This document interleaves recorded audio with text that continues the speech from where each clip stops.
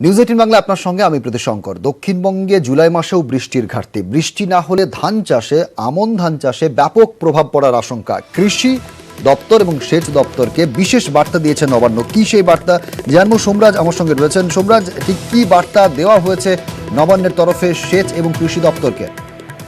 দেখো, মূলত এখনো পর্যন্ত দক্ষিণবঙ্গে বৃষ্টির ঘাটতি রয়েছে 47%, যার মধ্যে মুর্শিদাবাদে 65%, বীরভূমে 63%, নদিয়াতে 61% বৃষ্টির ঘাটতি রয়েছে।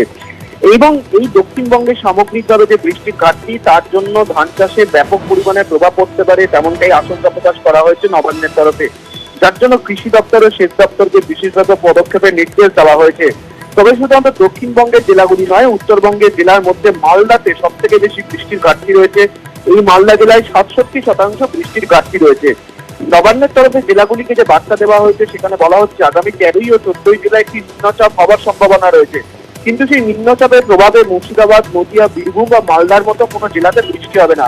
অর্থাৎ এই জেলাগুলিতে বৃষ্টির ঘাটতির পরিমাণ বাড়তে থাকবে এবং তার দরুন ধান চাষে একটা ব্যাপক আকারে প্রভাব পড়তে পারে।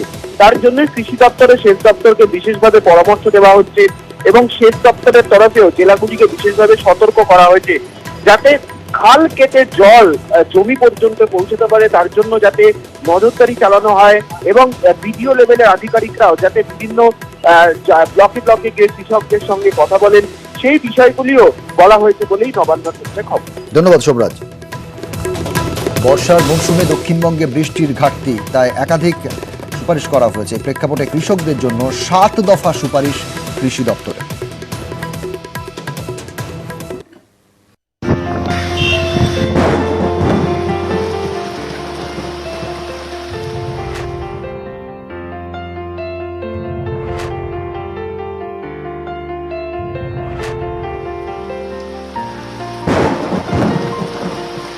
রাজ্যে বর্ষার মরশুম শুরু।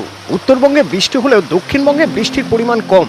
এই বর্ষার মরশুমেই ধান রোপণের সময় অনেকেই চারা রোপণ শুরু করেছেন।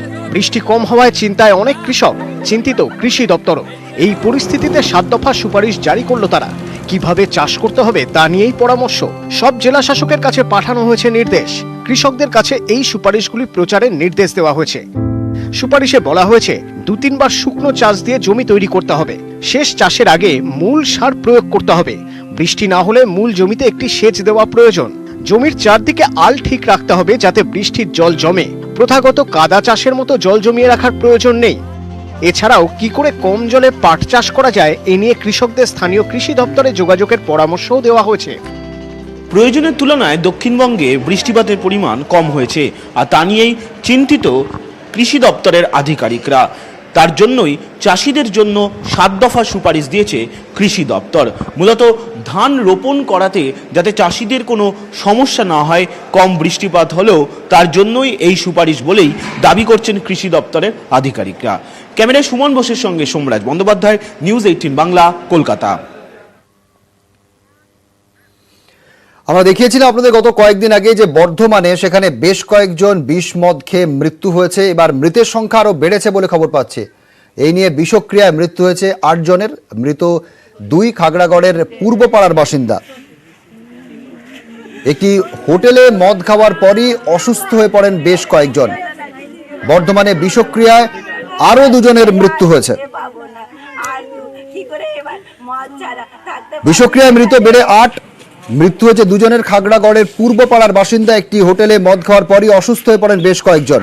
বিভিন্ন জায়গায় তল্লাশি চালায় জেলা পুলিশ এবং জেলা আবগারি দপ্তর। মদ বিক্রি করার অভিযোগে বেশ কয়েকজন গ্রেপ্তার করা হয়েছে। শরদিন্দু রয়েছেন আমার সঙ্গে। শরদিন্দু, বিষক্রিয়া আরো 2 জনের মৃত্যু, ঠিক কি জানা যাচ্ছে?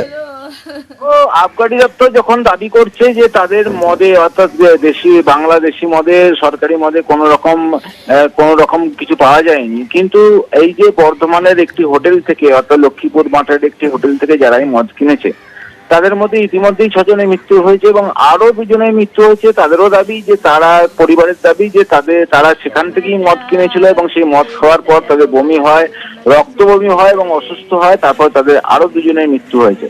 যদিও আবগারি দপ্তর জানিয়েছে যে এই যে মদ তাজা নমুনা সংগ্রহ করেছিল এবং সেই নমুনা সংগ্রহের পর, সেই নমুনা পরীক্ষা হওয়ার পর সেই নমুনায় কোনো রকম কোনো অসঙ্গতি পাওয়া যায়নি। ফলে কেন মৃত্যু এই রহস্য কিন্তু থেকেই যাচ্ছে। আজকে যে দুজনের নতুন করে মৃত্যুর খবর পাওয়া যাচ্ছে, তাদের ময়নাতদন্ত হচ্ছে এই মুহূর্তে, তাদের ভিসেরা রিপোর্ট পাওয়ার পরই এই ব্যাপারে নিশ্চিত হয়ে যাবে ঠিক কি কারণে মৃত্যু। তবে এই নিয়ে এই জেলায় অন্তত 8 জনের মৃত্যু হলে এবং আরো কয়েকজন অসুস্থ হয়ে রয়েছেন। সব মিলে কিন্তু এখনো রহস্য রয়েছে। অন্যদিকে পুলিশ কিন্তু অভিযান চালাচ্ছে, যে বেআইনি ভাবে যেখানে মদ তৈরি হচ্ছে সে ব্যাপারে পুলিশ কিন্তু অভিযান চালাচ্ছে। বেশ কয়েকজনকে ইতিমধ্যেই গ্রেপ্তার করা সম্ভব হয়েছে। ধন্যবাদ শরদিন্দু। বর্ধমানে বিষক্রিয়া আরো 2 জনের মৃত্যু, এ নিয়ে মোট 8 জনের মৃত্যু হলো। গত কয়েকদিন ধরে বর্ধমানে একাধিক জায়গায় বিষক্রিয়ায় মৃত্যু হচ্ছে, মনে করা হচ্ছে মদ থেকে এই বিষক্রিয়া হয়েছে এবং সেই বিষক্রিয়ায় 8 জনের মৃত্যু, আরো নতুন করে 2 জনের মৃত্যুতে মোট মৃতের সংখ্যা দাঁড়ালো 8।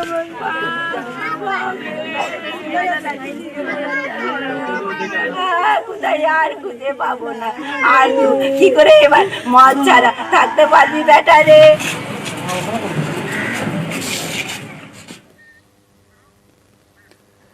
শহর কলকাতায় দুর্ঘটনা, বিড়লা তারামণ্ডলের সামনে 2টি বাসের রেশারেশির জেরে দুর্ঘটনা, 2 জন আহত হয়েছেন বলে খবর পাচ্ছি আমরা। বিড়লা প্ল্যানেটোরিয়ামের সামনে দুর্ঘটনা, 2টি বাস একে অপরকে ওভারটেক করতে যাওয়ার সময় দুর্ঘটনা, 2 জন আহত হয়েছেন।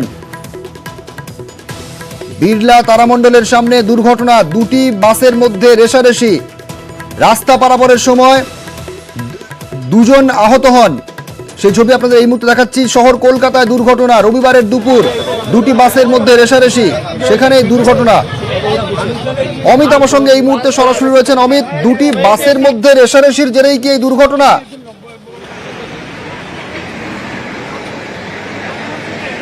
দেখো, প্রাথমিকভাবে সেই তথ্য উঠে আসছিল পুলিশের সামনে যে 2টি বাসে রেশারেশি, তবে এখন পর্যন্ত পুলিশ যেটা জানাচ্ছে, এই যে আমি একবার দেখাতে বললাম ক্যামেরা পার্সন বিপুলকে, এই ঘটনাস্থল, এই জায়গাতেই 2 জন ভদ্রমহিলা যারা রাস্তা পারাপারের চেষ্টা করছিলেন, সেই সময় ট্রাফিক কর্তব্যরত ট্রাফিক যিনি রয়েছেন তিনি জানাচ্ছেন সিগন্যাল রেড ছিল এবং তারা যখন রাস্তা পেরোচ্ছেন সেই সময় সিগন্যাল গ্রিন হয়ে গেলে তারা একদম বাসের সামনে পড়ে যান এবং ঠিক তারা বাসে ধাক্কা খেয়ে একদম বাসের সামনে তারা পড়ে গিয়েছেন। তাদেরকে গুরুতর জখম অবস্থাতে এই মুহূর্তে এসএসকেএম হাসপাতালে পাঠানো হয়েছে।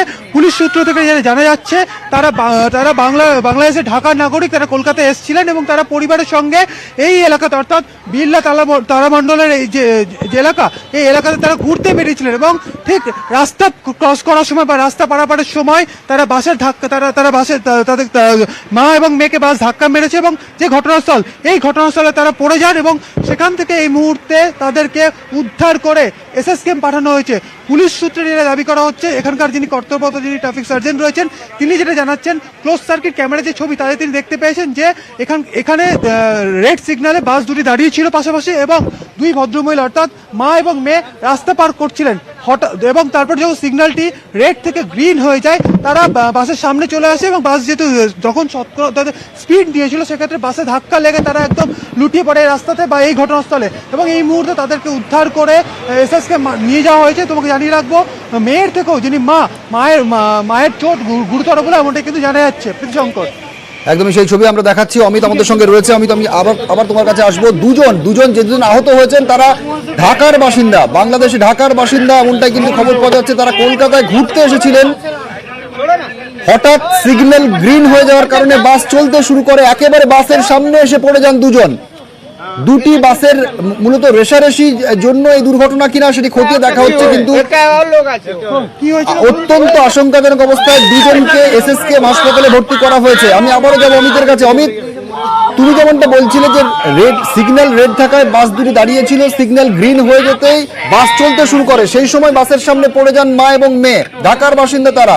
তাদের অবস্থা কেমন? এসএসকেএম হাসপাতালে নিয়ে যাওয়া হয়েছে তাদের?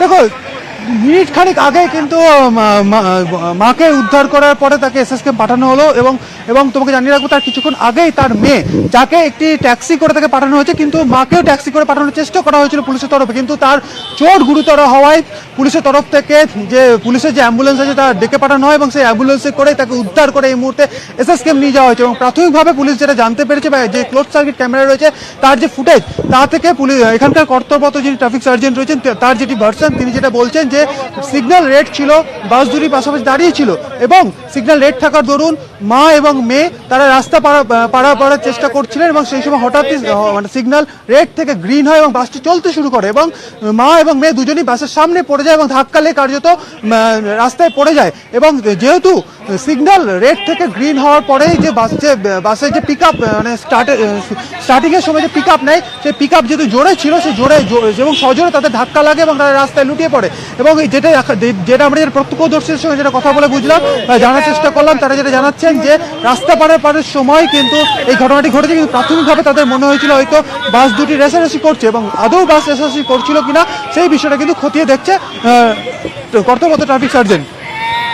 ধন্যবাদ অমিত। ধন্যবাদ। ক্যাথিড্রাল রোডে সেখানে দুর্ঘটনা, দুটি বাস তারা রেশারেশি করছিল কিনা সেই বিষয়টি খতিয়ে দেখা হচ্ছে, কিন্তু হঠাৎ সিগন্যাল গ্রিন হয়ে যাওয়ার পরে বাস চলতে শুরু করে, বাসের সামনে এসে পড়েন দুজন।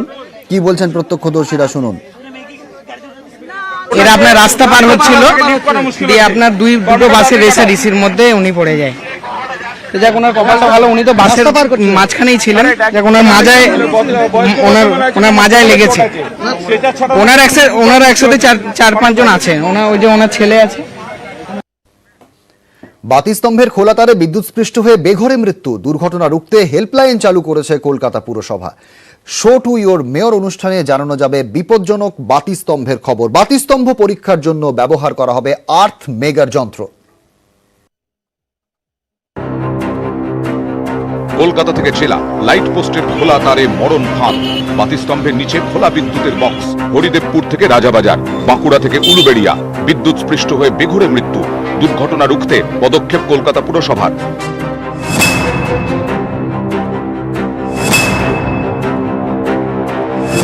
কলকাতা পুরসভার উদ্যোগে চালু হচ্ছে helpline.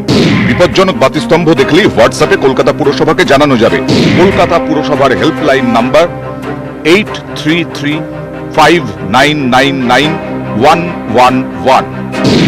Show to your mayor অনুষ্ঠানে হেল্পলাইন জানানো যাবে বিপদের কথা। যদি বাড়ির সামনে দেখেন কোনো ল্যাম্পপোস্ট সেখানে আর্থিং নেই বা নেকেট অবস্থায় রয়েছে, তাহলে দয়া করে আমার শো টু ইয়োর মেয়রে 8335999111 শো টু ইয়োর মেয়র হোয়াটসঅ্যাপে ছবি তুলে এটা আমাকে একটু জানিয়ে দেবেন। বাতিস্তম্ভে বিপদ লুকিয়ে আছে কিনা তা পরীক্ষার জন্য বিশেষ যন্ত্র ব্যবহার করা হবে। এর জন্য আর্থ মেগার যন্ত্র কিনছে কলকাতা পুরসভা। পুরসভার প্রতিটি ওয়ার্ডেই থাকবে বাতিস্তম্ভ পরীক্ষার যন্ত্র। যাদবপুর বিশ্ববিদ্যালয়ের ইঞ্জিনিয়ারিং বিভাগের এক অধ্যাপককে ফোন করে এ বিষয়ে পরামর্শও নেন মেয়র। আর্থ মেগার এই ইনস্ট্রুমেন্টটা দিয়ে প্রত্যেকটা ল্যাম্প পোস্টে লাগালেই সে বলে দেবে যে তার মধ্যে কোনো লিকেজ আছে কিনা। ইস্যু করেছি আর্থ মেগার সব ওয়ার্ডে একটা করে কিনে নেওয়ার জন্য। লাইট পোস্টের খোলা তারে বিদ্যুৎ স্পৃষ্ট হয়ে একের পর এক মৃত্যু। বাতিস্তম্ভ পরীক্ষার পাশাপাশি খোলা তারের বিপদ রুখতে ফিডার বক্সের চারপাশ মুড়ে ফেলা বিদ্যুৎ অপরিবাহী ম্যাট দিয়ে। ক্যামেরায় রাজীব সিং এর সঙ্গে বিশ্বজিৎ সাহা, নিউজ 18 বাংলা। গত কয়েকদিন ধরে আমরা একাধিক জায়গায় লাইট পোস্ট দেখাচ্ছি যেখানে বাতিস্তম্ভগুলোতে যে কোনো মুহূর্তে দুর্ঘটনা ঘটে যেতে পারে। হরিদেবপুর রাজাবাজারের ল্যাম্পপোস্ট থেকে বিদ্যুৎস্পৃষ্ট ইতিমধ্যেই 2 কিশোরের মৃত্যু হয়েছে। খোলা ল্যাম্পপোস্ট নিয়ে ইতিমধ্যে পুরসভার কাজে দ্রুততা আনারও বার্তা দিয়েছেন মেয়র। তবু বিভিন্ন জায়গায় এখনো খোলা ল্যাম্পপোস্ট, আর বিপদ বাড়ছে। এবার আপনাদের বেলেঘাটার ছবি দেখাবো। বেলেঘাটা কলকাতা পুরসভা 33 নম্বর ওয়ার্ডের রাধা মাধব দত্ত গার্ডেন লেনের একাধিক ল্যাম্পপোস্টে এরকমই দেখা মিলল, যেখানে যে কোনো মুহূর্তে দুর্ঘটনা ঘটে যেতে পারে।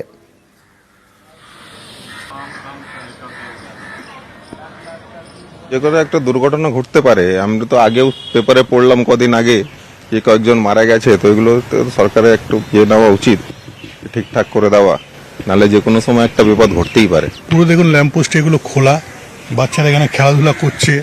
এই বর্ষাকাল কত তো বাচ্চারা এমনি প্রাণ চলে গেছে ইলেকট্রিক শকে। মেন কতগুলো পোস্ট দেখুন ওপেন রয়েছে, কারেন্টের শক লাগতে পারে, গাছের ডাল এখানে ঝুলছে।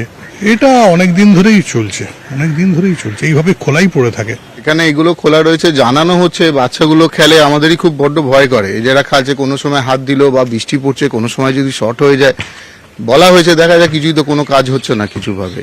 ইলেকট্রিকের তারের উপরে গাছগুলো ভেঙে পড়ে রয়েছে। ছবিটা বদলায়নি। হরিদেবপুর হোক বা রাজাবাজারে এই বর্ষাতে বিদ্যুৎস্পৃষ্ট হয়ে কিশোরের মৃত্যুর ঘটনা, তারপরেও একাধিক জায়গাতে একই ছবি কিন্তু ধরা পড়ছে। এই মুহূর্তে আমরা রয়েছি বেলেঘাটার 33 নম্বর ward Radha Madhab Datta garden lane, যেখানে কলকাতা পুরসভার যে ল্যাম্পপোস্টের এই বেহাল চিত্র, অর্থাৎ বিপজ্জনক অবস্থায় ল্যাম্পপোস্টগুলি রয়েছে এই 33 নম্বর ওয়ার্ডের রাধা মাধব দত্ত লেনে, যেখানে দেখা যাচ্ছে যে কোনো খোলা অবস্থা এবং বৈদ্যুতিক যে তারগুলি রয়েছে বা সংযোগগুলি যেখানে রয়েছে সেখানে কোনো রকম টেপ দেওয়া নেই। তারা প্রশাসনের কাছে বারবার জানিয়েও কোনো সুরা হয়নি বলে তাদের অভিযোগ। ক্যামেরায় বিপুলের সঙ্গে অমিত, নিউজ 18 বাংলা, কলকাতা।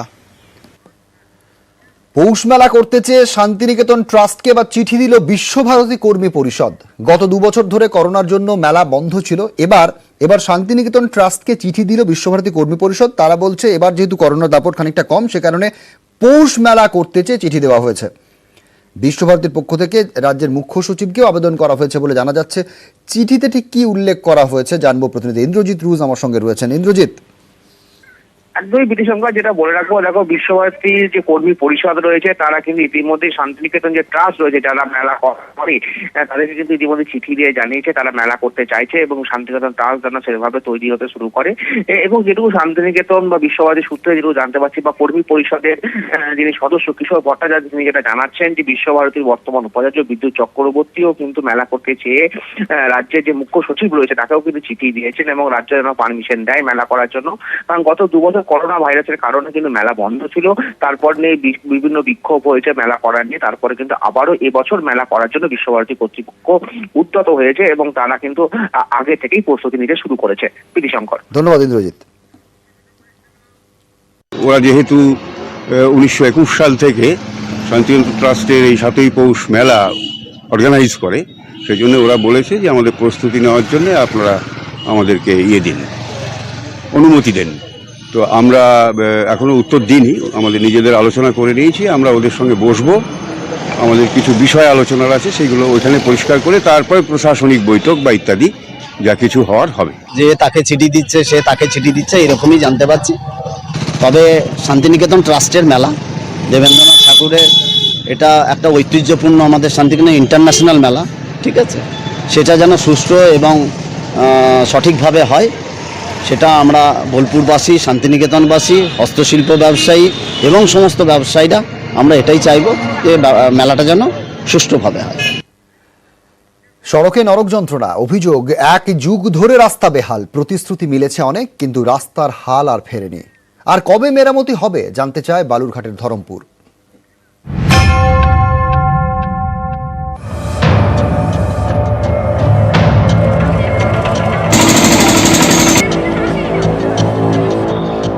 এটা রাস্তা না কাদায় ডোবা জমি বোঝা দেয়। বর্ষার শুরুতেই রাস্তা বেহাল, কোথাও জমে জল, কোথাও রাস্তা জুড়ে কাদা, হাঁটাই মুশকিল। এই ছবি দক্ষিণ দিনাজপুরের তপনের ধরমপুরের। এখানে রাস্তার যে অবস্থা তাতে স্থানীয়দের দুর্ভোগের একশেষ। তাদের অভিযোগ 1 দশকের বেশি সময় ধরে আশ্বাস মিলেছে, কিন্তু আজও ঠিক হয়নি রাস্তা।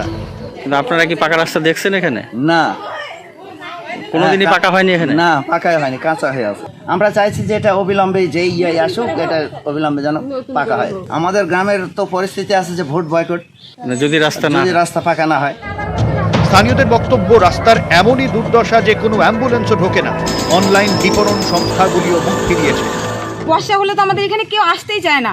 আমার যখন প্রেগনেন্ট ছিলাম আমি এখান থেকে যেতে আমার খুবই অসুবিধা হতো। আর আমার অ্যাম্বুলেন্স তো বলেই দিয়েছিল যে আমি এই ধরমপুরে আমি যাবো না। অ্যামাজন থেকে অর্ডার করলাম, ওরা মোটরসাইকেলের লোকরা বলবে কি আমরা ধরমপুর যাবো না। আমরা চাইছি যে এই রাস্তাটা হোক, আর না হলে ভোটটা বয়কট করব। স্থানীয়দের অভিযোগ, বোয়ালদা 4 গ্রাম পঞ্চায়েতের রহুতুল থেকে কয়রাকল শ্মশান পর্যন্ত প্রায় 4 কিলোমিটার রাস্তা বেহাল। 10 বছরেরও বেশি সময় ধরে এই অবস্থা। প্রতিদিন এই রাস্তা দিয়ে আশেপাশের বেশ কয়েকটি গ্রামের কয়েক হাজার বাসিন্দার যাতায়াত। এরকম গুরুত্বপূর্ণ রাস্তায় খানাখন্দে ভরা, বর্ষা নামলেই রাস্তায় জল কাদা। সেই রাস্তাটা মেন রাস্তা, আমরা রাস্তা হাঁটতে পারি না। গাড়ি তো দূরের কথা, মানুষ হাঁটে যেতে পারছি না। পেটে খাতে থাক না থাক, কিন্তু আমরা রাস্তা যাই, রাস্তা তো আমরা যাই, আমরা খালি পায়ে যেতে পারছি না এই রাস্তাতে। পশ্চিমবঙ্গ সরকারের তরফ থেকে আমরা চেষ্টা করছি সেই রাস্তাটা করার জন্য এবং বিভিন্ন স্কিমে সেই রাস্তাটা ঢুকানো হয়েছে। আশা করি এর মধ্যে হয়ে যাবে। স্থানীয়রা বলছেন শুধু প্রতিশ্রুতিতে চিঁড়ে ভেজে না, কাজ হবে কবে, কবে রাস্তার হাল ফিরবে, জবাব চাইছে ধরমপুর। দক্ষিণ দিনাজপুর থেকে অরূপ সান্যাল, নিউজ 18 বাংলা। চুল পড়ার সমস্যা? তাহলে ব্যবহার করুন দ্য শোমি স্ক্যান প্রোডাক্টের অর্গান অয়েল সমৃদ্ধ হেয়ার ভাইটালাইজিং সিরাম এবং বায়োটিন সমৃদ্ধ হেয়ার প্লাস ক্যাপসুল।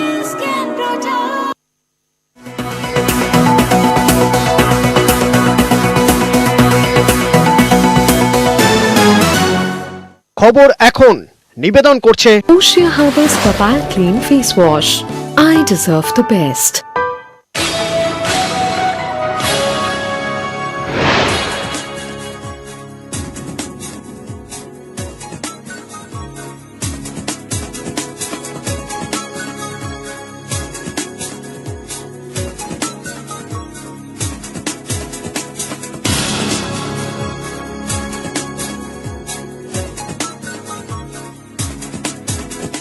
খবর এখন নিবেদন করলো Osha Herbals Papaya Clean Face Wash. I deserve the best. আপনারা কলকাতার বাইরের খবর তো খুব একটা দেখান না, গ্রাম বাংলার খবর, উত্তরবঙ্গের খবর, সাধারণ মানুষের খবর, এই সমস্ত প্রশ্ন আমাকে সোশ্যাল মিডিয়া অনেকে করে থাকেন। এই সমস্ত প্রশ্নের উত্তর খুঁজব সন্ধে 7:30টায়, আপনার জেলা থেকে সরাসরি রোজ সন্ধে 7:30টায়।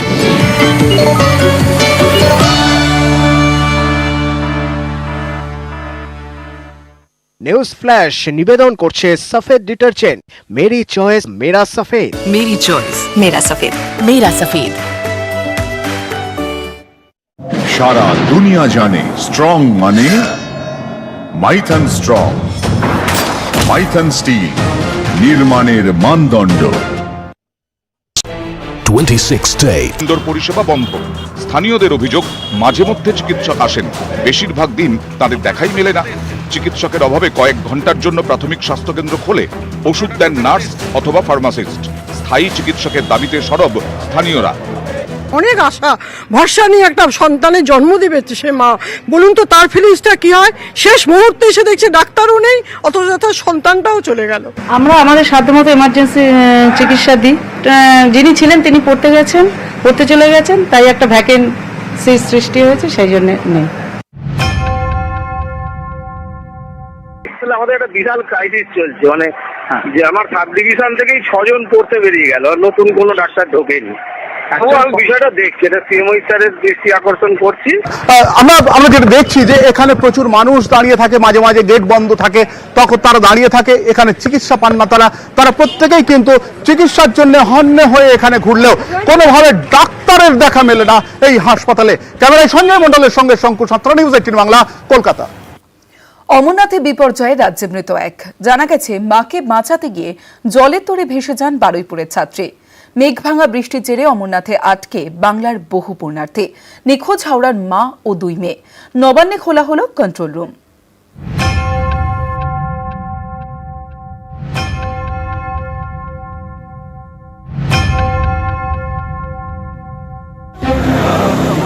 মেঘভাঙা বৃষ্টি, লন্ডভন্ড অমরনাথে গিয়ে মৃত্যু হলো বারুইপুরের এক পড়ুয়ার, নাম বর্ষা মোহরি। মা ও মামার সঙ্গে অমরনাথে যান 25 বছরের বর্ষা। জানা গিয়েছে হরপাবানে আটকে পড়া মাকে বাঁচাতে গিয়ে মায়ের চোখের সামনেই জলের তোরে ভেসে যান বর্ষা। এখানকার যারা আছে ওদের মারফত যেটা জানা গেছে আর কি, ওর মা বোধহয় কোনোভাবে চোট পেয়েছিল আর কি। চোট পাওয়ার পরে মেয়ে আর কি ওই মার কাছে সাহায্য করার জন্য এগিয়ে যেতে গেছে, সেই ভ্রমণে ও আর কি ভেসে গেছে। নিখোঁজ হাওড়ার 3 বাসিন্দা। 2রা জুলাই ট্রেনে জম্মু কাশ্মীর যান মল্লিক ফটকের বাসিন্দা শিলা সিং এবং তার 2 মেয়ে ঝুমা ও প্রীতি সিং। শনিবার অমরনাথ দর্শনের কথা ছিল। শুক্রবার পৌঁছন বালতাল বেস ক্যাম্পে। সন্ধে পর্যন্ত পরিবারের সঙ্গে কথা হয়, তারপর থেকে আর খোঁজ নেই। উদ্বেগে ঘুম উড়েছে পরিবারের। মা গেছিল আর 2 বোন গেছিল না, ওরা একাই যাত্রা করেছিল। লাস্ট কখন কথা? 6টার সময়। তারপরে আর কোনো কথা।